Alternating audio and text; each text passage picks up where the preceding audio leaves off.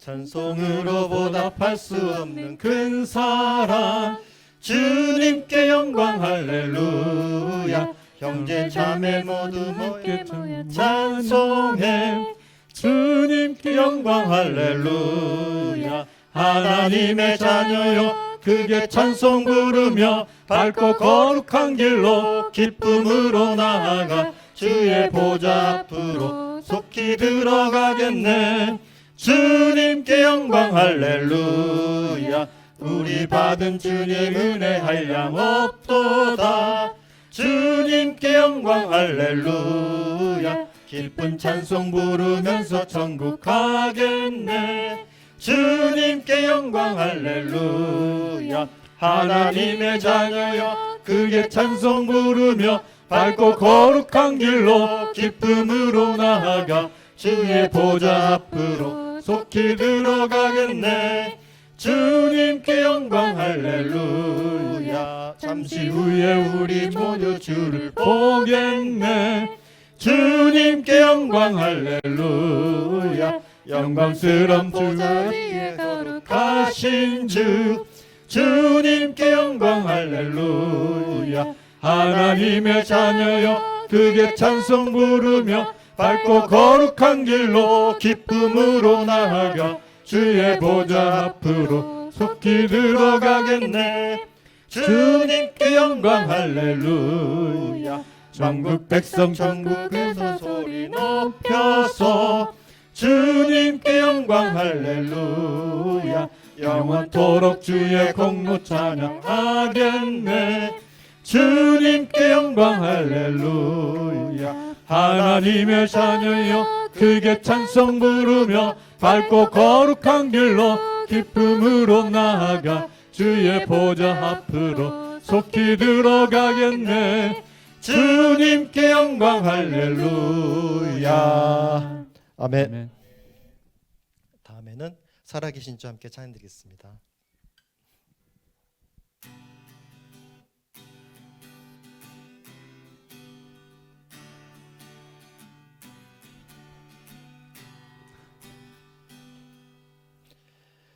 주 하나님 독생자 예수 나 위하여 오시었네. 내 모든 죄 용서하시고 죽음에서 부활하신 나의 구세주 살아계신 주 나의 참된 소망 걱정 근심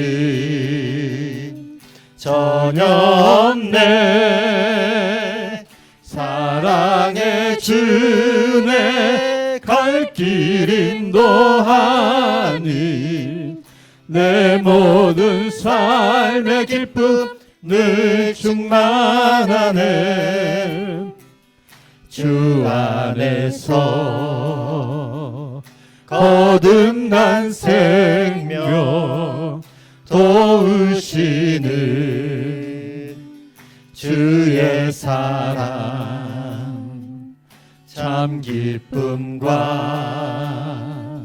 확신 가지고 예수님의 도우심을 믿으며 살리. 살아계신 주 나의 참된 소망 걱정 근심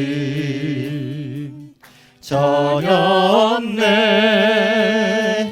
사랑의 주네 갈 길 인도하니 내 모든 삶의 기쁨 늘 충만하네. 그 언젠가 주 뵐 때까지 주를 위해 싸우리라.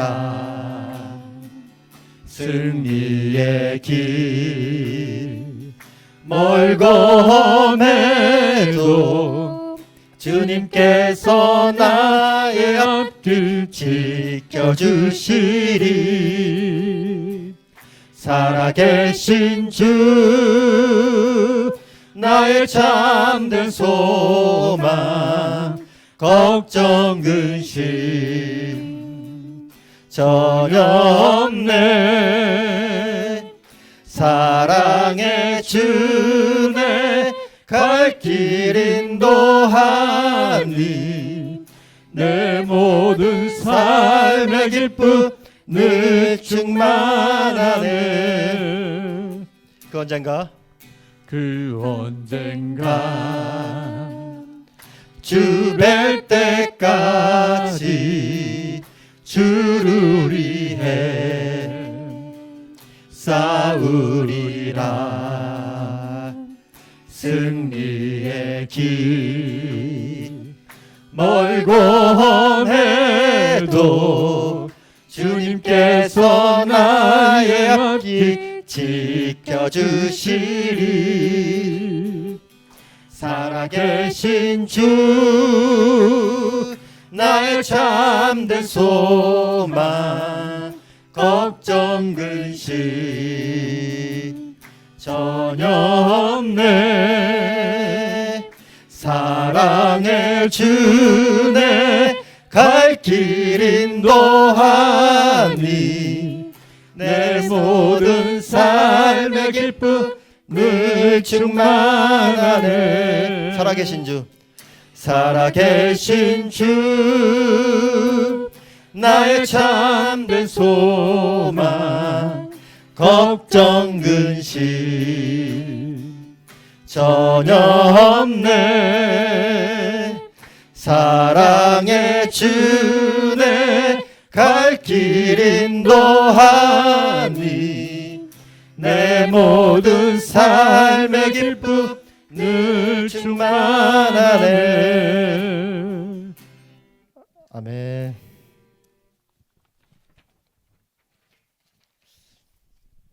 다음으로는 온 땅과 만민들과 함께 찬양 드리겠습니다.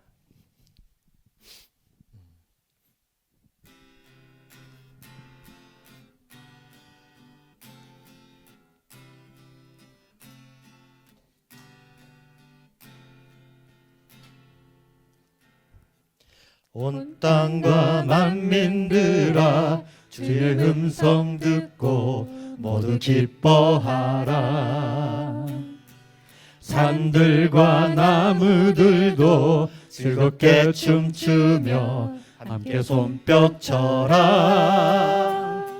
사랑과 정의를 주시는 주 영원한 그의 나라. 좌우에 날이 선 검과 같은 진리의 그분 말씀 승리해. 땅들아 기뻐하라. 죄인 구하시려 주님 오신다네. 십자가 구원으로 우리 물리쳤네 어둠의 세력을. 사랑과 정의를 주시는 주 영원한 그의 나라. 좌우에 날이 선 검과 같은 진리의 그분 말씀 승리해. 모두 다 소리 높여 주님 찬양해. 힘있게 찬양해. 외치세 온 세상을 열방과 만민을 주가 통치하네. 사랑과 정의를 주시는 주 영원한 그의 나라. 좌우에 날이 선 검과 같은 진리의 그분 말씀 승리해. 온 땅과 만민들아 주의 음성 듣고 모두 기뻐하라. 산들과 나무들도 즐겁게 춤추며 함께 손뼉 쳐라. 사랑과 정의를 주시는 주 영원한 그의 나라. 좌우의 날이 성검과 같은 진리의 그분 말씀 승리해. 사랑과 정의를 주시는 주 영원한 그의 나라. 좌우의 날이 성검과 같은 진리의 그분 말씀 승리해.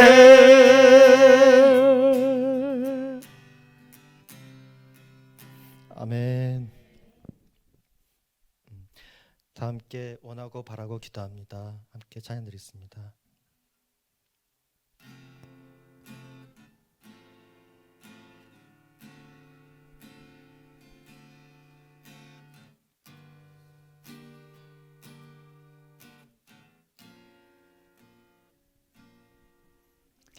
이 세상을 살아가는 동안에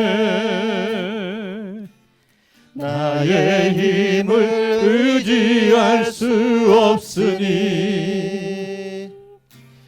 기도하고 낙심하지 말 것은 주께서 참 소망이 되심이라. 하나님의 꿈이 나의 비전이 되고 예수님의 성품이 나의 인격이 되고 성령님의 권능이 나의 능력이 되길 원하고 바라고 기도합니다. 주의 길을 걸어가는 동안에 세상의 것 의지할 수 없으니 감사하고 낙심하지 말 것은 주께서 참 기쁨이 되심이라. 하나님의 꿈이 나의 비전이 되고 예수님의 성품이 나의 인격이 되고 성령님의 권능이 나의 능력이 되길 원하고 바라고 기도합니다. 이 세상을 살아가는 동안에 나의 힘을 의지할 수 없으니 기도하고 낙심하지 말 것은 주께서 참 소망이 되심이라. 하나님의 꿈이 나의 비전이 되고 예수님의 성품이 나의 인격이 되고 성령님의 권능이 나의 능력이 되길 원하고 바라고 기도합니다. 아멘. 감사합니다. 하나님 아버지 원하고 바라고 기도합니다. 하나님이 저 아버지 저희가 너무 많은 안 좋은 소식, 너무 많은 안 좋은 뉴스 때문에 아버지 그 전쟁 속에서 고통받는 사람들, 그 사람들을 아버지 그 사람들의 고통에 대해서 저희가 부감할 때가 많습니다. 아버지 저희가 아버지 그 많은 고통받는 많은 전쟁으로 고통받고 또 기아로 고통받는 그 사람들의 고통에 공감할 수 있게 하시고 또 아버지 그들 고통에 무감하지 않게 하시옵소서. 하나님 아버지 항상 정의로운 하나님의 꿈을 꾸는 저희 드림온교회가 되게 하여 주시옵소서. 하나님 아버지 함께 기도드리겠습니다. 하나님 아버지 감사합니다. 우리를 우리 길로 인도해주심 감사합니다. 하나님 아버지 저희를 선한 아버지의 길에 아버지 인도하시고 선한 그 아버지의 말씀 선한 그 의지를 아버지 저희가 실천하고 실행할 수 있게 하시옵소서. 행할 수 있게 하시옵소서. 하나님 저희가 부족할 때 아버지 저희가 쓰러질 때 아버지 저희 손을 잡아주시고 하나님 아버지 주의 길을 걸어갈 때 아버지 용감하고 담대하게 걸어갈 수 있게 하시옵소서. 하나님 아버지 우리 들어오니까 하나님의 뜻을 깊고 온전히 아버지 이루고 또 능력을 실행할 수 있는 시간 하시옵소서.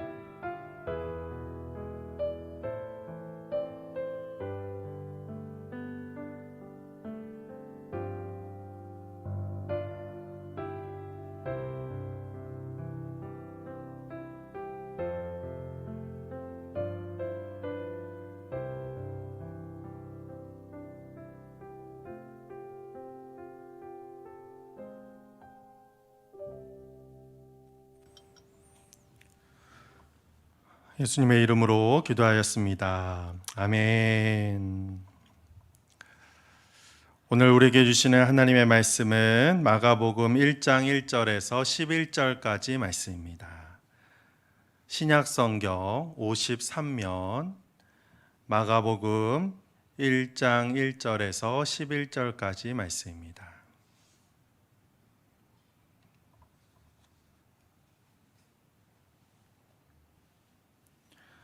오늘 말씀 우리가 한 절씩 교독하겠습니다.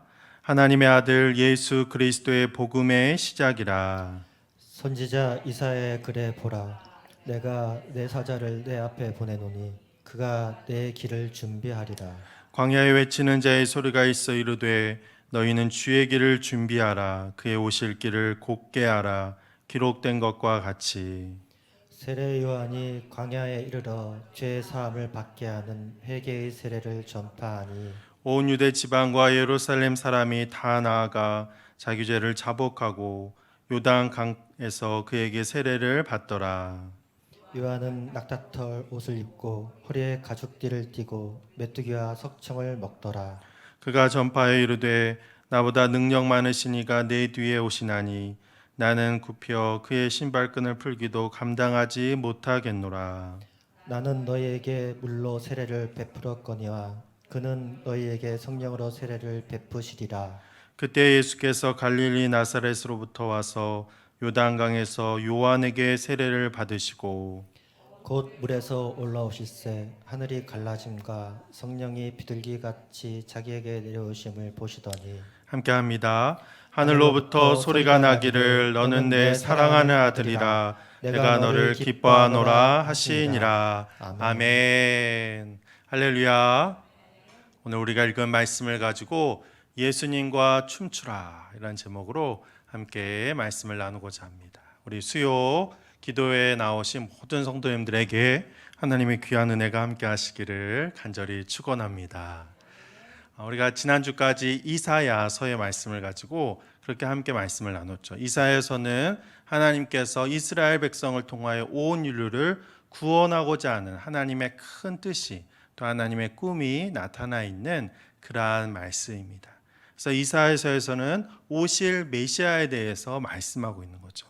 우리를 구원하실 메시아, 이스라엘 유다 족속 중에서 바로 한 생명을 통하여 하나님께서 온 인류를 구원하실 그 메시아를 예언하고 또 말하고 있는 그러한 말씀이 바로 이사야 선지자의 말씀입니다. 그런데 그 이사야서의 말씀의 실현이 바로 예수 그리스도시죠.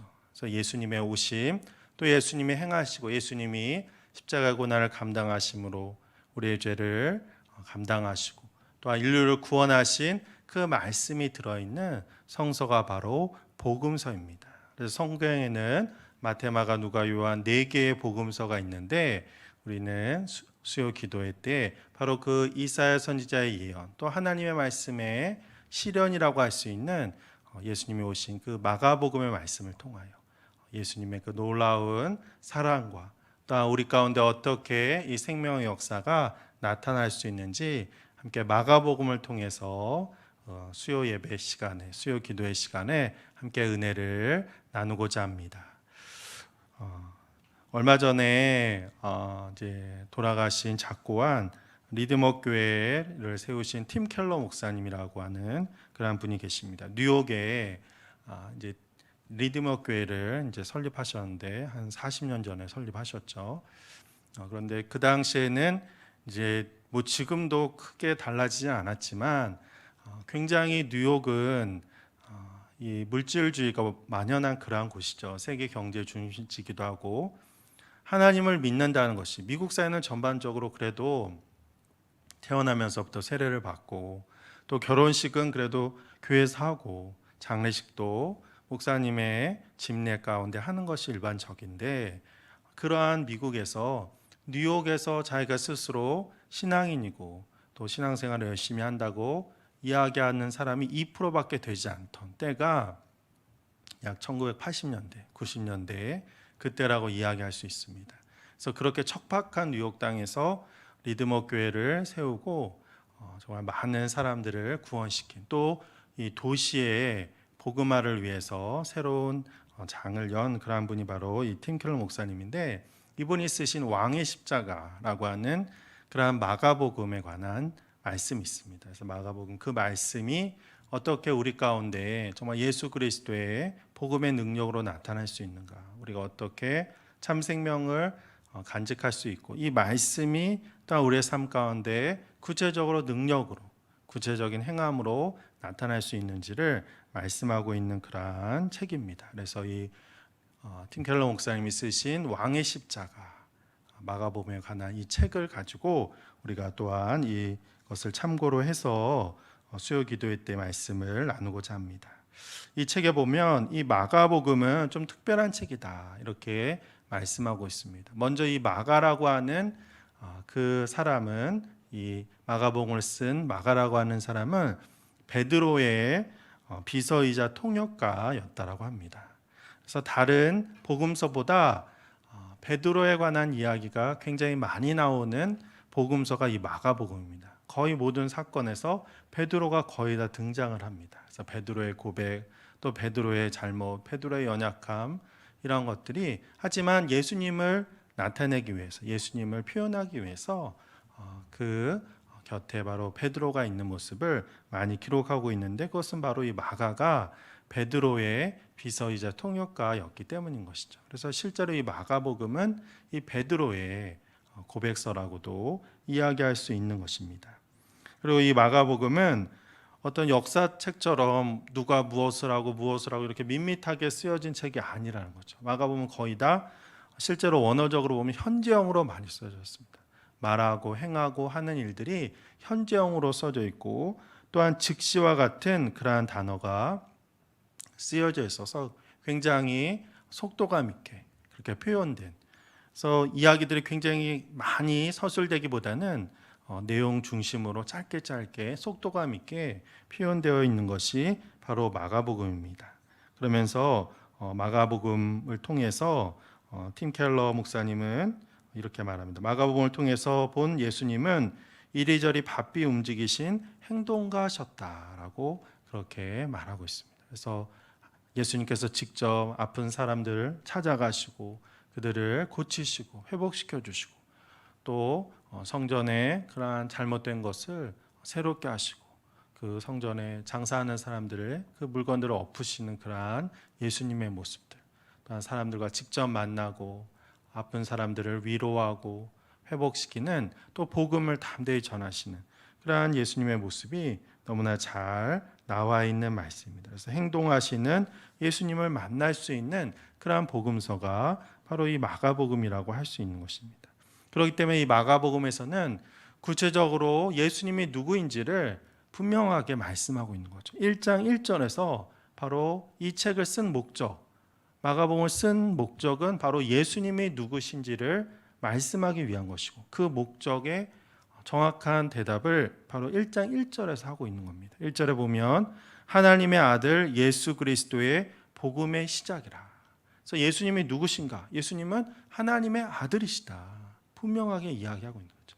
여러 가지 서술어를 붙이고 설명을 하고, 그것이 아니라 바로 이 땅에 하나님의 아들로 오신 예수 그리스도, 만왕의 왕으로 오신 예수님을 분명히 말씀하고 있는 거예요. 예수님은 하나님의 아들로 신성을 하나님과 같으신 분이다 라고 하는 것을 부인하지 않고 분명하게 말씀하고 있는 거죠.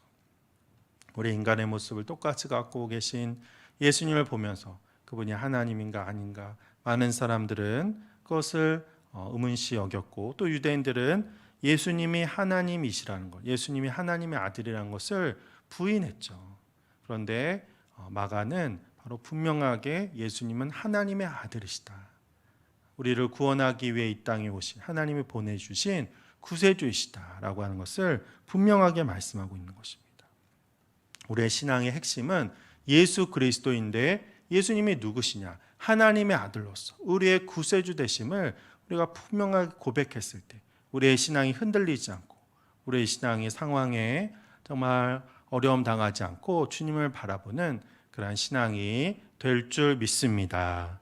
그래서 예수님은 하나님의 아들이시고 또한 구세주이시다. 예수 그리스도의 복음의 시작. 그리스도라고 하는 말은 기름 부음을 받은 왕이라는 그러한 뜻임과 동시에 또한 구세주라고 하는 그러한 뜻을 가지고 있죠.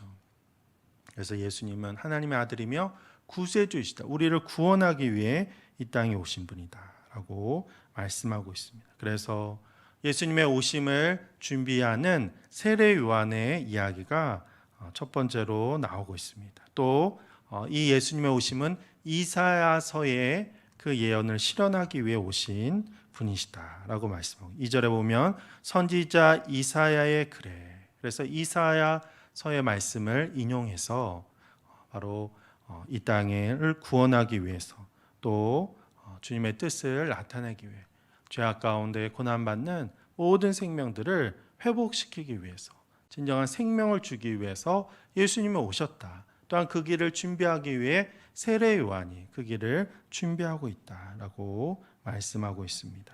그래서 세례 요한을 통하여 예수님이 하나님의 아들이시며 구세주임을 분명히 표현하고 있는 거죠. 그리고 예수님이 이제 세례를 받으시죠. 마태복음과 누가복음에는 예수님의 탄생이, 우리가 성탄절로 지키고 있는 그 예수님의 탄생이 나옵니다. 탄생 이야기. 근데 마가복음과 요한복음에는 탄생의 이야기는 없습니다. 바로 예수님이 누구신지 이야기하고, 또 예수님의 사역에 들어가기 직전에 세례 요한과 또 세례 요한에 의해서 세례 받으신 그 말씀으로 바로 시작하고 있다고 하는 거죠. 그래서 예수님께서 세례 받으시는 모습을 통해서 우리는 하나님이 우리의 삶 가운데 어떻게 관여하시고 역사하시고 또 우리를 위해서 일하고 계시는지를 알 수 있다라고 하는 것이죠. 예수님이 요단강에서 세례 요한에 의해서 세례 받으실 때 9절에 보면 이렇게 말씀합니다. 그때에 예수께서 갈릴리 나사렛으로부터 와서 요단강에서 요한에게 세례를 받으시고 곧 물에서 올라오실 때 하늘이 갈라짐과 성령이 비둘기 같이 자기에게 내려오심을 보시더니, 그래서 예수님이 세례 요한의 세례를 받는데 성령이 비둘기 같이 임했다. 그래서 예수님이 계시고 성령님이 임재하시고, 그리고 11절에 보면 하늘로부터 소리가 나기를 너는 내 사랑하는 아들이라 내가 너를 기뻐하노라 하시나, 하나님께서 말씀하십니다. 그래서 예수님이 세례를 받으실 때 성령이 비둘기 같이 내리시고, 하나님이 이는 내 사랑하는 아들이요 내 기뻐하는 자라라고 하나님께서 말씀하시고, 그래서 성부 하나님, 또 성자 예수님, 성령 하나님, 이 삼위일체의 하나님이 함께 운행하시고 관계하시며 예수님의 사역의 첫 시작을 하고 계심을 볼 수 있습니다. 그래서 성부, 성자, 성령 하나님이 삼위일체 되시는 하나님이 함께 계시는 그러한 모습을 볼 수 있죠. 그래서 이렇게 삼위일체 되시는 하나님은 늘 함께 계셨고 태초 때부터 지금까지 또한 구원의 사역, 예수 그리스도의 구원의 사역을 이루실 때도 이 삼위일체의 하나님은 함께 계셨다는 겁니다. 또 태초에 천지를 창조하실 때 하나님이 천지를 창조하셨고 하나님이 무엇으로 천지를 창조하셨습니까? 말씀으로. 빛아 있으라. 말씀으로 천지를 창조했죠. 말씀이 곧 예수님이시죠. 그리고 또 창세기 1장에 보면 하나님의 영이 수면 위에 운행하였더라. 이렇게 표현하고 있는데 하나님의 영은 바로 성령님을 말씀합니다. 그래서 태초에도 천지 창조 때에도 이 성부, 성자, 성령 삼위일체 하나님이 함께 하셨다.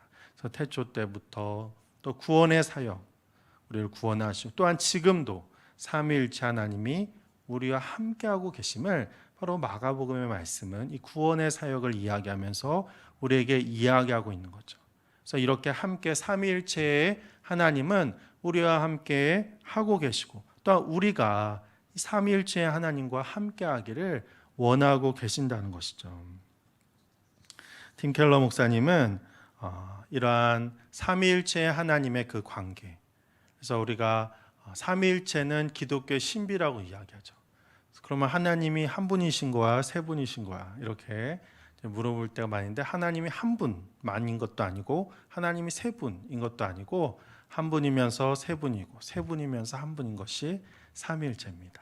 말장난 같지만 사실은 이것이 굉장히 중요한 모습입니다. 그래서 어떤 현상, 보이는 것으로 우리가 이야기하는 것이 아니라 관계로서 그 삼위일체를 설명할 수 있고 그것을 팀 켈러 목사님 또 C.S. 루이스라고 하는 20세기의 변증가는 이것을 바로 우리가 한 하나님이 바로 성부, 성자, 성령 하나님이 함께 춤을 추는 모습으로 그렇게 표현하고 있습니다. 그래서 C.S. 루이스는 이 삼위의 관계를 춤으로 표현하고 있죠. 기독교의 하나님은 정적인 분이 아니다. 역동적이고 활기찬 생명이시다. 마치 드라마도 같으며 불경한 표현이라고 말할지 모르지만 하나님은 춤과도 같으신 분이다 라고 그렇게 표현하고 있습니다. 삼위일체 하나님이 그렇게 역동적으로 함께 우리가 춤을 출 때 춤은 물론 혼자도 출 수 있지만 같이 이렇게 둘이 출 때를 생각해 보면 한 명이 춤을 잘 못 추면 어떻게 되죠? 발이 계속 밟히죠. 한 사람은 계속 발을 밟고 한 사람은 계속 밟히고 이러한 모습이 나오게 되는 함께 움직이고 함께 리듬을 맞춰야지만 춤을 출 수 있는 거죠. 성부, 성자, 성령 하나님은 함께 그 관계성 속에서 우리를 사랑하시고 우리를 위해서 일하시며 우리에게 생명을 주시고 우리를 구원하시고 또한 우리와 함께 하시는 하나님으로 지금도 우리와 함께하고 계신다는 거죠. 근데 이 삼위의 하나님은 어떠한 관계로 그 관계가 어떻게 나타나냐면 바로 서로를 위해서 사랑을 내어주는 방법으로 그렇게 서로 관여하고 계시다. 그래서 오늘 말씀에도 보면 이 세례를 예수님께서 세례 받으시는 모습 보면 굉장히 큰 하나님의 사랑 또 성령님의 위로하심이 나타나고 있는 것을 볼 수 있죠. 예수님께서 세례를 받고 물에 올라오실 때 성령이 비둘기같이 내려오시다. 성령님이 그 예수님의 영혼과 육과 모든 것을 감싸 안으시는 위로하시는 그러한 모습. 또 하나님이 그 예수님을 사랑한다. 또 내가 너로 인해 기뻐한다. 라고 하는 칭찬과 또 감사의 말씀을 하고 있는 것을 볼 수 있죠. 그래서 11절에 하늘로부터 소리가 나기를 너는 내 사랑하는 아들이라 내가 너를 기뻐하노라. 이렇게 말씀하고 있는 거죠. 너는 나의 사랑하는 아들이고 또 내가 너로 인해 기뻐하노라. 그래서 예수님을 사랑하고 예수님을 해서 기뻐하고 예수님을 칭찬하고 예수님을 정말 사랑의 언어로 품에 안고 있는 그러한 하나님의 모습을 볼 수 있다는 것입니다. 그래서 성부, 성자, 성령 하나님이 서로를 칭찬하고 서로를 위로하고 서로를 정말 손 붙잡아 주며 함께 사랑의 관계로 사랑을 내어주는 관계로 함께 일하시며 모든 주님의 일을 감당하고 계심을 우리가 볼 수 있는 것입니다. 우리가 흔히들 이제 성서를 묵상하고 또 주님을 믿으며 나갈 때 그러면 하나님께서 왜 세상을 창조하신 것인가? 이러한 질문을 할 때가 있죠. 우리 아동부에서도 가끔 하기도 하고 그러면 하나님은 왜 세상을 창조하시고 인간을 창조하신 것일까? 우연이 된 것은 결코 아니죠. 하나님의 뜻 가운데 되었다는 분명한 뜻이 있는데 왜 하나님은 세상을 창조하셨는가? 어떤 사람은 하나님이 영광 받으시기 위해서 옛날에 신들은 자기가 일하기 싫으니까 일할 대상으로 노동력을 위해서 인간을 만들었다. 어떤 신화에서는 그렇게 이야기하지만 하나님은 그러한 분이 아니라고 하는 거죠. 하나님은 자기가 사랑받기 위해서 우리를 창조하신 분이 아니라고 하는 거예요. 왜냐하면 삼위일체 되시는 그 하나님이 서로 성부, 성자, 성령 하나님 태초 때부터 서로 사랑하시고 서로 힘을 주시고 서로 찬양하며 서로 영광을 누리셨기 때문에 굳이 사랑받기 위해 우리 인간이 있을 이유는 없다라고 하는 거죠. 그럼 하나님은 왜 인간을 창조하시고 세상을 창조하셨는가? 바로 우리를 사랑하시기 위해서, 우리에게 사랑을 주기 위해서 우리를 창조하셨던 겁니다. 바로 성부, 성자, 성령 하나님의 관계하는 그 방식도 사랑받는 관계뿐만 아니라 사랑을 주는 관계이듯이 서로 사랑을 내어주는 자기중심적인 그러한 사랑의 방법이 아니라 그 상대방을 중심으로 해서 상대방의 주위를 돌면서 사랑을 내어주는 방식으로 그렇게 관여하셨고 바로 우리를 위해서도 하나님은 사랑을 내어주고 우리를 사랑하는 그러한 분으로 성부, 성자, 성령 하나님이 지금도 우리와 함께하고 계신 줄 믿습니다. 그래서 바로 그 사건을 또 그 역사를 마가는 이 첫 예수님의 사역에서 우리에게 말씀하고 있는 거죠. 이것을 바로 팀 켈러와 C.S. 루이스는 하나님과 함께 춤추는 예수님과 함께 춤추는 관계로 우리가 살아가야 한다. 그래서 역동적인 관계. 가만히 있고 우리가 아무런 감동 없이 아무런 영적인 기쁨 없이 감사 없이 그렇게 살아가는 것이 아니라 우리가 가만히 있기 바라는 그러한 마음 멈춰 있고 앉아 있고 낙심하고 절망하는 그러한 모습은 사탄이 원하는 그러한 방법이라고 하는 것입니다. 하지만 역동적인 그러한 삼위일체 하나님 우리와 함께 춤추기를 원하시는 그러한 하나님은 우리가 정말 주님의 생명의 풍성함을 누리면서 주님과 함께 역동적으로 생명을 전하고 또한 생명의 기쁨과 감사 속에 그렇게 살아가기를 원하고 계신다고 하는 것이죠.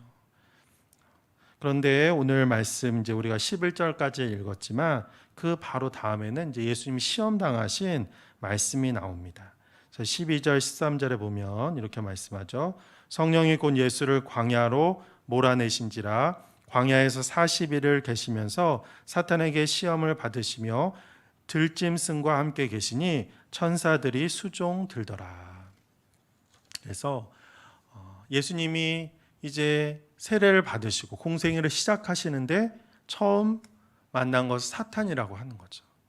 광야는 이러한 시험이 일어나는 곳이고 또한 우리의 현실의 삶은 우리는 삼위일체의 하나님과 함께 춤추며 그 기쁨을 누리며 감사를 누리며 살기를 원하고 또 하나님은 그렇게 하도록 우리를 인도하시지만 실제 우리의 삶의 현장은 바로 사탄과의 이러한 싸움을 싸울 수밖에 없는 광야와 같은 전쟁터임을 말씀하고 있는 거예요. 이것이 바로 우리가 신앙생활을 하는 데 있어서 우리가 정적으로 가만히 앉아 있으면 안 되고 주님과 함께 춤추며 그 기쁨을 누리며 주님 앞에 나가야 하는 이유인 것입니다.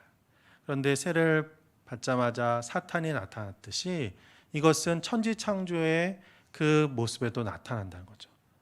하나님께서 천지를 창조하신 후에 아담과 하와에게 에덴 동산에 살도록 하셨는데 얼마 되지 않아서 사탄은 그 아담과 하와를 유혹했다라고 하는 거죠. 그래서 거짓말로 그들을 유혹하고 그들이 죄를 짓도록 그들을 시험한 것이 바로 사탄이고 그것이 바로 천지창조의 이야기라고 한다면 바로 오늘 구속사 이 역사의 이야기 역시 바로 예수님이 세례를 받자마자 사탄이 예수님을 유혹하고 있는 그런 모습이 나와 있습니다. 그래서 우리의 현실도 우리가 주님의 그 능력 가운데 주님의 인도하심 가운데 성령을 경험하고 이제 주님의 말씀대로 주님의 그 사랑대로 그렇게 살고자 주님과 함께 춤추며 나아가고자 했을 때 하지만 우리를 가만히 사탄이 내버려두지 않는다라고 하는 것입니다. 우리를 광야로 그래서 시험 속에서 때로는 거짓말로 우리를 유혹하고 우리를 낙심하게 만들고 우리를 절망하게 만든다라고 하는 거죠. 그런데 이러한 사탄의 그 유혹의 방법이 무엇이냐? 그것은 바로 하나님과 정반대의 방법이라고 하는 것이죠. 하나님은 우리를 사랑하시기 위해서 우리를 창조하셨고 그분의 사랑을 내어주시고 삼위의 하나님께서 성부, 성자, 성령 하나님께서 우리를 사랑하시며 그분들의 사랑을 우리에게 주시는데 사탄은 우리에게 사랑하는 자가 아니라 사랑을 받는 자, 다른 사람을 위해 사랑을 내어주고 다른 사람을 중심으로 해서 주변에서 돌보며 나가는 삶이 아니라 내가 중심인 삶, 이기적이며 자기 중심적인 삶을 살도록 유혹하는 것이 바로 사탄의 방법이라고 하는 것이죠. 내가 이해해야지만 믿을 수 있고 내가 봐야지만 따를 수 있는 그러한 모습으로 살아가도록 하는 것이 바로 사탄의 유혹이라고 하는 것입니다. 아담과 하와가 태초에 선악과를 하나님께서 먹지 말라라고 하셨는데 우리도 이 질문을 만약 우리가 받게 된다고 한다면 이러한 명령을 받게 된다면 왜 그 선악과를 먹지 말아야 되느냐 이렇게 물을 수 있다라고 하는 것이죠. 그런데 우리가 하나님과의 사랑의 관계 속에 있고 하나님이 나를 사랑하시고 그분의 사랑을 나에게 내어주심을 우리가 신뢰한다고 한다면 사랑하시는 하나님이 우리에게 먹지 말라고 했다고 한다면 그대로 순종하는 것이 생명의 길이며 또한 참된 길임을 우리가 알아야 한다고 하는 것이죠. 그 이유를 묻고 그것이 이해가 되어서 내가 그것을 믿고 따른다고 한다면 그것은 사랑의 관계가 아니라 나의 목적을 위한 하나님을 수단으로 삼는 그러한 관계임을 말하고 있는 것입니다. 사탄은 끊임없이 이유를 묻게 만들고 내가 이해해야 되고 내가 중심에 서야지만 모든 일을 할 수 있다라고 그렇게 우리를 유혹한다는 거죠. 그래서 하나님께서 정령 죽으리라 그렇게 이야기하는데 너가 하나님과 같이 될 수 있다. 너가 주인이 될 수 있다. 너가 중심이 될 수 있다라고 그렇게 유혹함으로 바로 우리를 끊임없이 시험 속에 낙심과 절망 속에 또 멸망 속에 우리를 유혹한다는 것을 기억해야 합니다. 그래서 이 복음의 역사는 바로 예수 그리스도가 그렇게 자기중심적이고 멸망과 죄악 가운데 있는 우리를 해방시키기 위해서 예수님이 자신을 내어주는 그 사랑을 다시 보여주심으로 우리를 살려주셨다는 거죠. 우리가 이 마가복음의 말씀을 통해서 이제 주님이 행하시고 주님이 일하시는 그 모습을 바라보면서 그 핵심은 바로 하나님의 사랑, 예수님의 사랑, 성령님의 사랑이 우리를 향하고 있다는 것. 우리를 사랑하시고 그 사랑을 내어주시고 우리를 중심으로 해서 우리를 돌봐주시는 그 사랑으로 우리를 인도하여 주신다는 것을 깨달을 수 있을 것입니다. 그런데 우리는 사탄의 유혹 속에서 내가 중심이 되어야 하고 내가 모든 것을 알아야 한다라고 생각하는 그러한 이기심 속에서 살아가도록 한다는 거죠. 그 가운데 우리는 교만하게 되고 죄를 짓게 되고 다른 사람을 생각하지 않고 하나님을 생각하지 않고 하나님을 바라보지 않는 그러한 죄악 속에 빠질 수밖에 없다라고 하는 것입니다. 그러한 우리를 위해서 우리를 구원하시기 위해 오신 예수 그리스도의 사랑이 바로 이 마가복음을 통해 온전히 나타나고 있음을 고백하는 그러한 우리들이 되어야 할 줄 믿습니다. 이러한 치열한 전투에서 상처 입고 연약함을 경험하는 우리들에게 예수님은 바로 자신이 들었던 그 하나님의 음성을 우리에게 말씀하신다는 것이죠. 이는 내 사랑하는 아이라 내가 너를 사랑한다. 내가 너를 기뻐한다. 예수님은 바로 우리에게 이 말씀을 오늘도 하고 계신 줄 믿습니다. 하나님의 사랑받는 자, 주님의 기쁨이 되는 내 자신이 정말 주님의 은혜 가운데 살아갈 수 있도록 그 사랑을 고백하면서 내 중심적인 그런 교만의 삶이 아니라 하나님을 바라보며 그 사랑을 정말 고백하며 살아가는 그런 주님의 생명들이 되시기를 간절히 축원합니다. 그러한 하루가 되시기를 주님의 이름으로 간절히 기도합니다. 아멘.